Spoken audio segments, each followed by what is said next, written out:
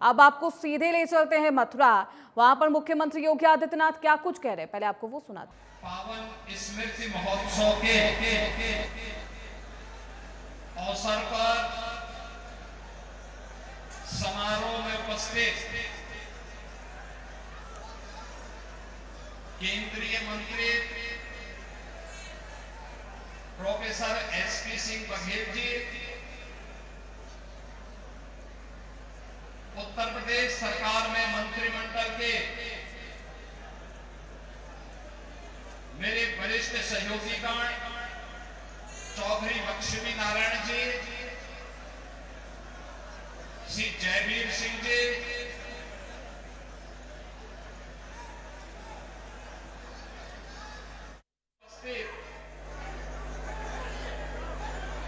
Shri B Satish ji,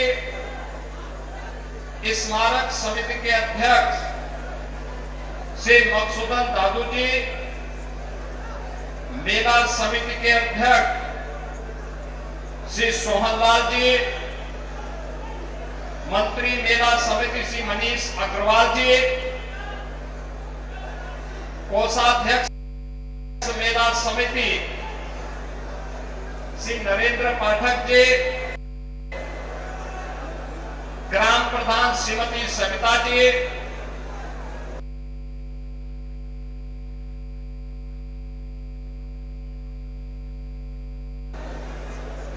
राज्य महिला आयोग की अध्यक्ष श्रीमती बबीता चौहान जी, माननीय विधायक श्री पूरण प्रकाश जी, आज के इस कार्यक्रम में उपस्थित पंडित दीनदयाल उपाध्याय स्मारक समिति से जुड़े हुए सभी पदाधिकारीगण, बड़ी संख्या में आए हुए हमारे सभी उत्साही युवा ऊर्जा के धनी मेरे सभी युवा साथी, उपस्थित बहनों और भाइयों, आज भारत के एक ऐसे महापुरुष का, जिन्होंने स्वतंत्र भारत को भारत की एक दृष्टि दी, भारत और भारतीयता के बारे में उन पक्षों से अवगत कराने का कार्य किया जिस पर कि विकसित भारत की आधारशिला टिकी है। ऐसे अंत्योदय के प्रणेता पंडित दीनदयाल उपाध्याय जी के पवित्र स्मृति महोत्सव के साथ हम सब यहां पर जुड़ रहे हैं। पंडित दीनदयाल उपाध्याय जी की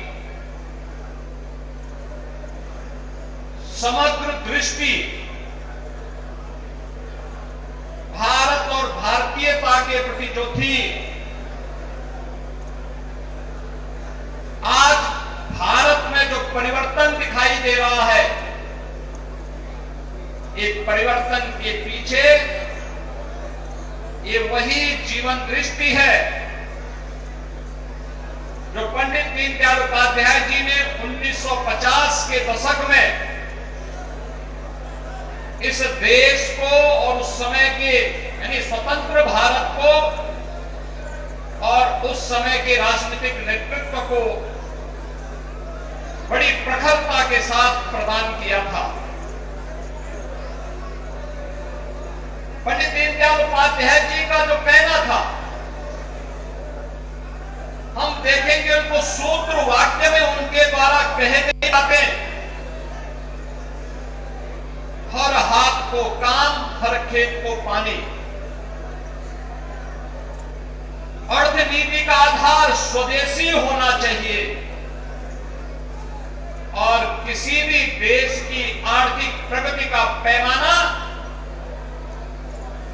सबसे ऊंचे पायदान पर बैठे हुए व्यक्ति से नहीं, बल्कि समाज में सबसे नीचे बैठे हुए पायदान पर बैठे हुए व्यक्ति के माप से की जानी चाहिए। और आज आप देखते होंगे जो दृष्टि, जो विजन पंडित दीनदयाल उपाध्याय जी ने 1950 और 1960 के दशक में भारत के राजनीतिक नेतृत्व को, समाज जीवन को जो दृष्टि दी थी, आज उसी का परिणाम है कि पिछले 11 वर्ष में हम सब ने एक बदलते हुए भारत को देखा है। बहनों और भाइयों, ये बदलता हुआ भारत 11 वर्ष में प्रधानमंत्री मोदी जी के नेतृत्व में, यही तो एक दृष्टि है जिसे मूर्त रूप लेने में भले ही 60 वर्ष लग गए हों, लेकिन पंडित दीनदयाल उपाध्याय जी का सपना साकार होता है जब भारत आज प्रधानमंत्री मोदी जी के मुंह से वोकल फॉर लोकल और स्वदेशी के मंत्र को सुनता है और उसको प्रभावी ढंग से जमीनी धरातल पर उतारते हुए देखता है। परिणाम है भारत का ये मॉडल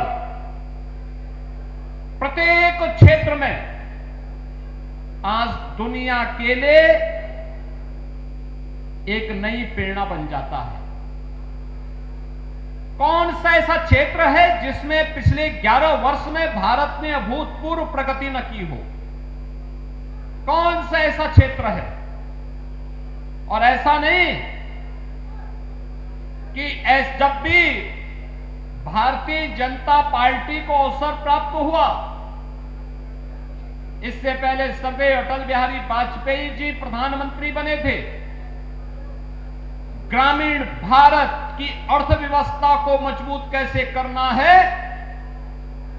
प्रधानमंत्री ग्रामीण सड़क योजना के माध्यम से गांव-गांव की कनेक्टिविटी को सुदृढ़ करने का कार्य हो, अंतिम पायदान पर बैठा हुआ व्यक्ति भूखों नहीं मरेगा, उसके लिए अंत्योदय, अन्नपूर्णा, बीपीएल और एपीएल की अन्न की योजना उन्होंने लागू करके जनजातीय क्षेत्रों में 1 रुपये किलो उस समय उन्हें चावल उपलब्ध करवाने का काम जनजातीय क्षेत्रों में किसी ने किया था? स्वर्गीय अटल बिहारी वाजपेयी जी ने किया था। और पिछले 11 वर्ष में आपने देखा होगा इस नए बदलते हुए भारत को। आज भारत जो कभी दुनिया के अंदर बॉटम 5 में गिना जाता था, आज वह दुनिया की टॉप की 4 बड़ी अर्थव्यवस्था में उस भारत का नाम है और अगले वर्ष तक भारत दुनिया की 3री बड़ी अर्थव्यवस्था बनेगा। ये जो भारत के नए भारत का दर्शन है, ये हर एक क्षेत्र में है। क्या विरासत में, क्या विकास में, क्या युवाओं के कल्याण के लिए की गई और उनके उत्थान के लिए बनी हुई योजनाओं में हो, क्या अन्नदाता किसानों के हित के लिए बनाई गई योजनाएं, क्या श्रमिकों के लिए जीवन में आने वाली उनकी खुशहाली हो, या फिर व्यापारियों के कल्याण के लिए बनाई हुई योजनाएं जीवन के प्रत्येक पक्ष को ध्यान में रख करके पिछले 11 वर्ष में हम सब ने अपनी आंखों से बदलते हुए भारत को देखा है। जो पिछली सरकारों में जो लोग अपने को सेकुलर कहते थे, उनकी सरकारों में जो भारत को दुनिया की एक ताकत बनाने का जो असंभव सा शब्द जुड़ा हुआ था, इस असंभव को संभव बनाने का काम पिछले 11 वर्ष में प्रधानमंत्री मोदी जी ने पंडित दीनदयाल उपाध्याय जी के मंत्र को आत्मसात करते हुए उसको प्रभावी ढंग से संभव बनाने का काम किया है। यानी पंडित दीनदयाल उपाध्याय जी के मंत्र में असंभव को संभव बनाने का मंत्र छुपा हुआ है और असंभव को संभव बनाने का यही मंत्र है जो आज पिछले 5.5 वर्ष से लगातार 80 करोड़ भारतीयों को फ्री में राशन की सुविधा का लाभ दे रहा है। हर महीने हर भारतीय, गरीब भारतीय के घर में 5 किलो राशन फ्री में उपलब्ध हो जाता है। बहनों और भाइयों, यही नहीं, अन्नदाता किसानों के लिए बनाई गई योजनाएं, सॉयल हेल्थ कार्ड से लेकर के प्रधानमंत्री फसल बीमा योजना, प्रधानमंत्री कृषि सिंचाई योजना और प्रधानमंत्री किसान सम्मान निधि जैसी स्कीम, जिसमें भारत के 11 करोड़ किसान 6,000 रुपए हर वर्ष प्रधानमंत्री मोदी जी के हाथों से प्राप्त करके सहकारों के शोषण से मुक्त हुए हैं। आज किसान को उसकी उपज का दाम दिया जा रहा है, लागत का 1.5 गुना दाम उपलब्ध करवाने का काम हो रहा है। श्रमिकों को उनकी सामाजिक सुरक्षा की बीमा की स्कीम के साथ जोड़ने का काम हुआ है। युवाओं के लिए मिशन रोजगार के साथ साथ स्टार्टअप और स्टैंडअप जैसी स्कीमों ने उनके जीवन में एक नया परिवर्तन लाया है। आज भारत का युवा जॉब सीकर नहीं बल्कि जॉब क्रिएटर बनकर के दुनिया के युवाओं को नौकरी देने का मादा रखता है, उस प्रकार की क्षमता रखता है। नारी गरिमा की रक्षा करने के लिए पिछले 11 वर्ष में हम सब ने देखा है कैसे परिवर्तन आया। बेटी बचाओ बेटी पढ़ाओ का कार्यक्रम हो, मातृ वंदना का कार्यक्रम हो, फिट इंडिया मूवमेंट का कार्यक्रम हो, खेलो इंडिया खेलो का कार्यक्रम हो, या नारी शक्ति बंधन अधिनियम के माध्यम से नारी गरिमा की सुरक्षा, उसके सम्मान और उसके स्वावलंबन के लिए चलने वाले अनेक कार्यक्रम, जिसका एक मॉडल अभी कुछ देर पहले यहां पर मैं दीनदयाल धाम में भी देख करके आ रहा हूं।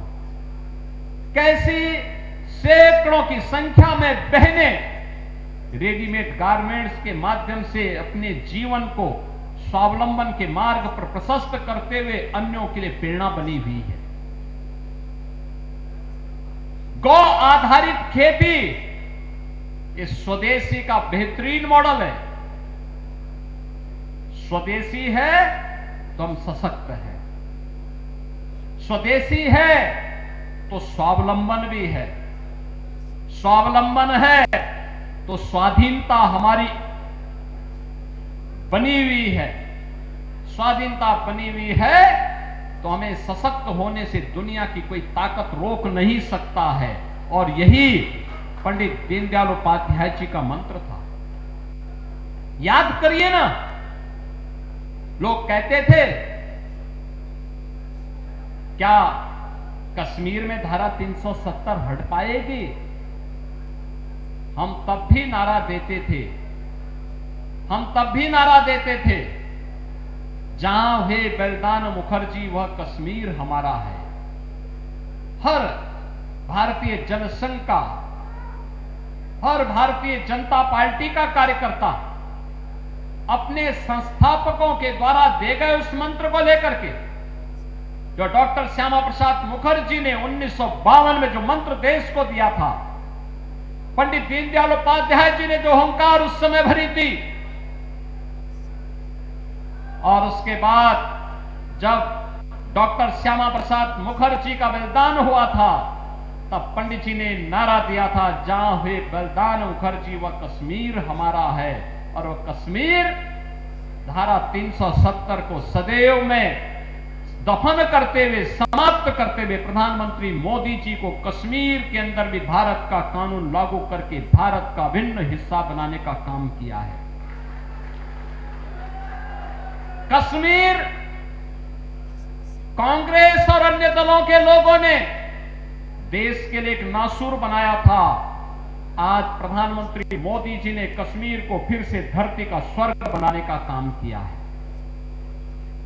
बहनों और भाइयों, लोग कहते थे क्या अयोध्या में राम मंदिर बन पाएगा? हम तब भी कहते थे कि रामलला हम आएंगे, मंदिर वहीं बनाएंगे। संघ परिवार का, विचार परिवार का हर कार्यकर्ता इस नारे को लेकर के चलता था। हर कार्यकर्ता इस नारे को लेकर चलता था। देश के सेकुलर दलों के लिए असंभव था, लेकिन भारत की राष्ट्रवादी मिशन और भारत और भारतीयता के प्रति समर्पित हर नौजवान के लिए संभव था। और मोदी जी आए, डबल इंजन की सरकार आई, अयोध्या में भगवान राम का भव्य मंदिर का निर्माण भी हो गया, रामलला विराजमान भी हो गए।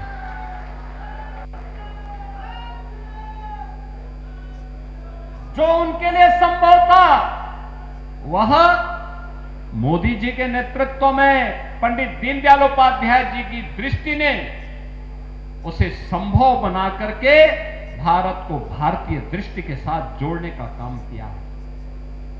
बहनों और भाइयों, आज जब इस स्मृति महोत्सव के साथ जुड़ने का सौभाग्य मुझे प्राप्त हो रहा है, समारोह में ठीक पहले मुझे यहां दीनदयाल धाम में गौ आधारित खेती के साथ साथ गौ आधारित औषधियों के साथ और मातृशक्ति के स्वावलंबन के इस अभिनव कार्यक्रम को भी नजदीक से और नजदीक से देखने और जानने का अवसर प्राप्त हुआ। याद करिए, यही तो कहा था पंडित दीनदयाल उपाध्याय जी ने कि भारत की अर्थनीति का आधार स्वदेशी मॉडल होना चाहिए। स्वदेशी मॉडल होना चाहिए।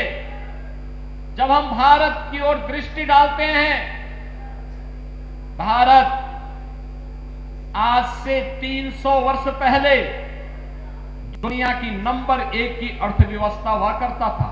नंबर 1 की अर्थव्यवस्था भारत हुआ करता था दुनिया के अंदर। दुनिया की जीडीपी में, ग्लोबल जीडीपी में भारत का हिस्सा 25% से अधिक हुआ करता था। 25% से अधिक भारत का हिस्सा हुआ करता था। लेकिन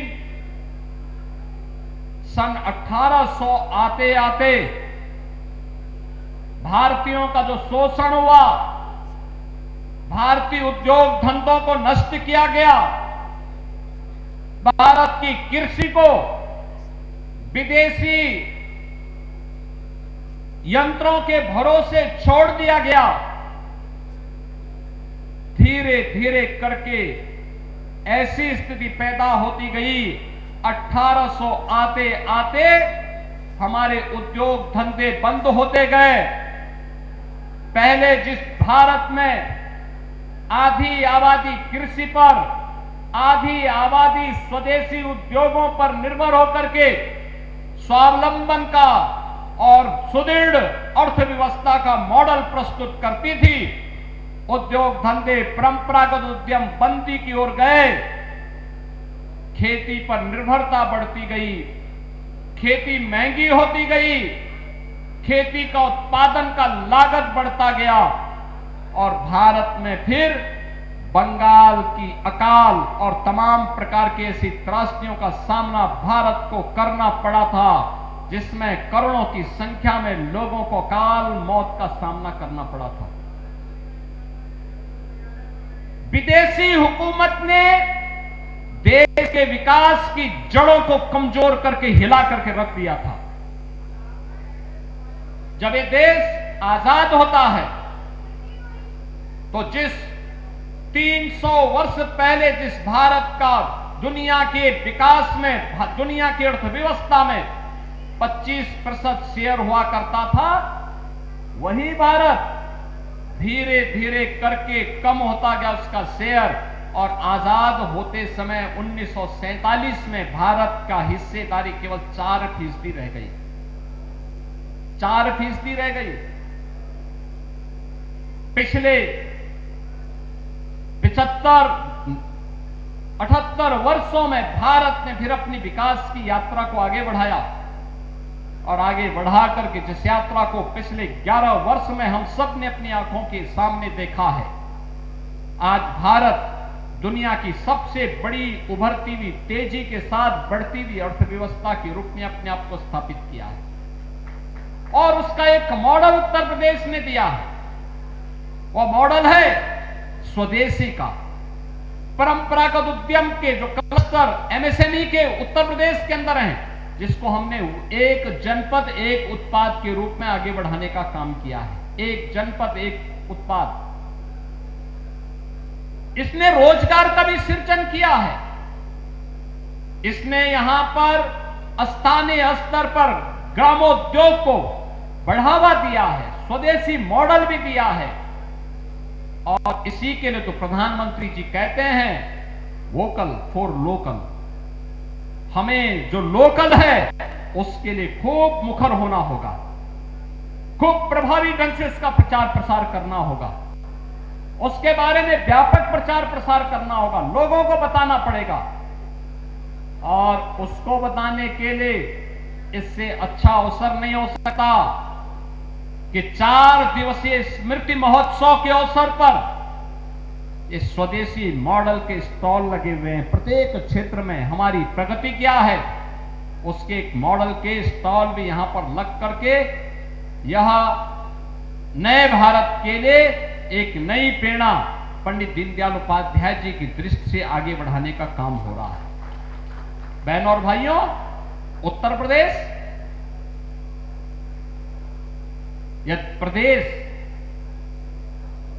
जब यह देश आजाद हुआ था, देश का सबसे संपन्न राज्यों में गिना जाता था। देश की अर्थव्यवस्था में उत्तर प्रदेश का शेयर 14% हुआ करता था, लेकिन यह घटता गया, धीरे धीरे करके घटता गया। उत्तर प्रदेश जो नंबर 1 की अर्थव्यवस्था 1947 से 1960 के बीच था, हम लोग जब 17 में आए तब उत्तर प्रदेश देश की 7वीं 8वीं अर्थव्यवस्था रह गया था। और पिछले 8 वर्ष के अंदर प्रधानमंत्री मोदी जी के मार्गदर्शन में जो एक नए सिरे से कार्य होना प्रारंभ हुआ है, आज उसका परिणाम है कि उत्तर प्रदेश के अंदर इन 8 वर्षों में हम उत्तर प्रदेश को फिर से देश की नंबर 2 की अर्थव्यवस्था बनाने में सफल हुए हैं। ये नंबर 2 की अर्थव्यवस्था बनाने का जो योगदान है, इसमें जो महत्वपूर्ण भूमिका का निर्वहन जिन कार्यों से हुआ है, उनमें से एक है 1 डिस्ट्रिक्ट 1 प्रोडक्ट की योजना, 1 डिस्ट्रिक्ट 1 प्रोडक्ट की स्कीम, यानी जिसके एक जनपद एक उत्पाद का ये एक स्वदेशी मॉडल है। हमारा हस्तशिल्पी, हमारा कारीगर जो भी उत्पाद बनाता है, अगर हम उसको खरीदते हैं, उसके लिए बाजार उपलब्ध करवाते हैं, तो हमारा पैसा हमारे हस्तशिल्पी और कारीगरों के जेब में जाएगा, वह देश के विकास में लगेगा। अगर हम विदेशी वस्तु खरीदते हैं, उसका मुनाफा विदेशों में जाएगा, और फिर वही मुनाफा भारत के अंदर आकर के आतंकवाद के खिलाफ, उग्रवाद के खिलाफ, आतंकवाद के खिलाफ इस्तेमाल हो सकता है। इसीलिए कहा जा रहा है कि स्वदेशी वस्तुओं को हमें खरीदना चाहिए। उसको हम खरीदेंगे, हमारा पैसा हमारे देश में हमारे ही हस्तशिल्पी और कारीगरों की खुशहाली का आधार बनेगा, और खुशहाली का आधार बनकर के भारत को समृद्ध और सशक्त बनाने में योगदान देगा। लेकिन अगर हमारा पैसा विदेशी कमा करके, मुनाफा कमा के लेता है, तो मान करके चलिए कि हमारे ही पैसे का इस्तेमाल हमारे खिलाफ साजिश रचने के लिए, कहीं आतंकवाद में, कहीं नक्सलवाद में, कहीं उग्रवाद में इस पैसे का दुरुपयोग होगा और फिर भारत को कमजोर करने की वे सभी षड्यंत्र इसके माध्यम से होंगे। और इसी के लिए आज हम सब आपसे कहने के लिए भी आए हैं। पर्व और त्योहार आने वाले हैं। 4 दिनों तक स्मृति महोत्सव चलेगा और 4 दिनों के बाद 5वें दिन यानी 22 सितंबर शारदीय नवरात्रि का पहला दिन होगा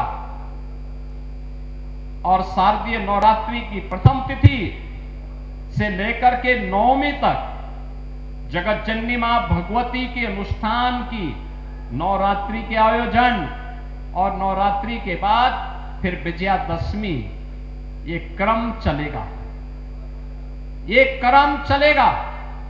और इस क्रम के साथ जुड़ते हुए विजयादशमी के अवसर पर, दीपावली के अवसर पर, नवरात्रि के अवसर पर हर भारतीय और हर सनातन धर्मावलंबी अपने किसी भी मेहमान के साथ, किसी भी अतिथि के साथ जुड़ता है तो गिफ्ट स्वरूप कुछ देना चाहता है, तो हमारा प्रयास होना चाहिए कि हम स्वदेशी वस्तु को ही उन्हें गिफ्ट के रूप में प्रदान करें। आप किसी के घर में जाते हैं, अगर यहां के हस्तशिल्पी और कारीगरों के द्वारा बनाए गए उत्पाद को, उनके प्रोडक्ट को गिफ्ट के रूप में देते हैं तो वह उसको भी अच्छा लगेगा, उसमें स्वदेशी का भाव भी होगा, वह पैसा हमारे हस्तशिल्पी और कारीगरों के पास जाएगा।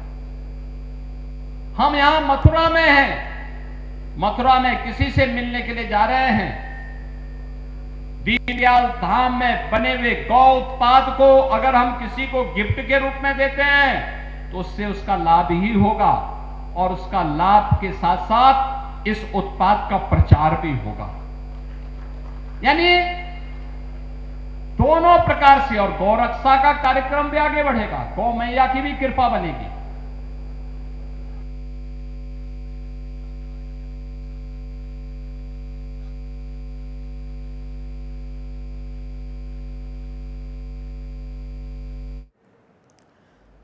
तो पंडित दीनदयाल उपाध्याय की जयंती पर यह विशेष कार्यक्रम का आयोजन किया गया है, स्मृति महोत्सव मेला, जिसमें मुख्यमंत्री योगी आदित्यनाथ ने शिरकत की है।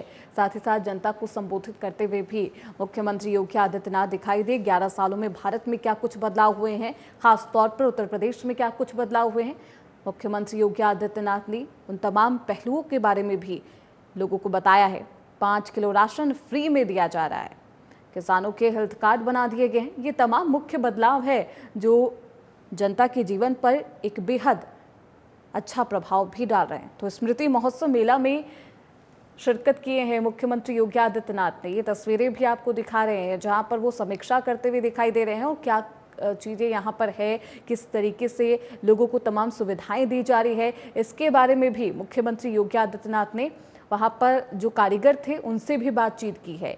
गौशालाओं के प्रोडक्ट्स को भी प्रदर्शनी में लगाया गया है। ये तस्वीरें भी आपको दिखा रहे हैं। भारत की अर्थव्यवस्था लगातार मजबूत हो रही है। मुख्यमंत्री योगी आदित्यनाथ ने साफ तौर पर कहा कि 11 साल में क्या कुछ बदलाव भारत में आए हैं। उनके तमाम मुख्य बिंदुओं को सीएम योगी ने अपने संबोधन में बताया है। युवाओं के कल्याण के लिए भी लगातार काम हो रहा है। किस तरीके से बेरोजगारी दर को घटाया जाए, लोगों को रोजगार मुहैया कराया जाए, इसके लिए भी लगातार रोजगार मेले का भी आयोजन किया जाता है यूपी सरकार की तरफ से। तो आज पंडित दीनदयाल उपाध्याय की जयंती है, जिसमें ये विशेष कार्यक्रम का आयोजन किया गया, स्मृति मेला महोत्सव मेला, जिसमें मुख्यमंत्री योगी आदित्यनाथ शामिल हुए। जो लोग हैं उन्होंने जो प्रोडक्ट्स बनाए हैं उसके बारे में भी सीएम योगी आदित्यनाथ उनसे बातचीत करते हुए दिखाई दिए। उससे पहले मिशन शक्ति के तहत 5.0 के तहत महिलाओं से भी बातचीत की है। महिला कारीगरों को क्या कुछ सुविधाएं मिल रही है, किस तरीके से वो आत्मनिर्भर बन रही है और अपने परिवार को भी खुशहाल रख रही है, उसके बारे में भी सीएम योगी ने बातचीत की है। महिला कारीगरों से तो ये तस्वीरें आपको दिखा रहे हैं जहां पर मथुरा में मौजूद है सीएम योगी आदित्यनाथ। हर सेक्टर में विकास कार्य हो रहा है। सीएम योगी आदित्यनाथ ने ये बातें कही है।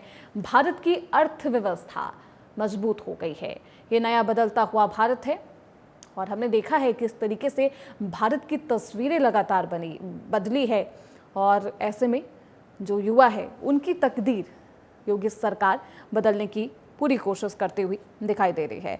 तो स्मृति महोत्सव मेला जिसका ये दृश्य है आपके टीवी स्क्रीन पर, जिसमें खुद मुख्यमंत्री योगी आदित्यनाथ शामिल होते हैं और यहाँ पर जो प्रदर्शनी लगाई गई है उसके बारे में लोगों से बातचीत करते हैं।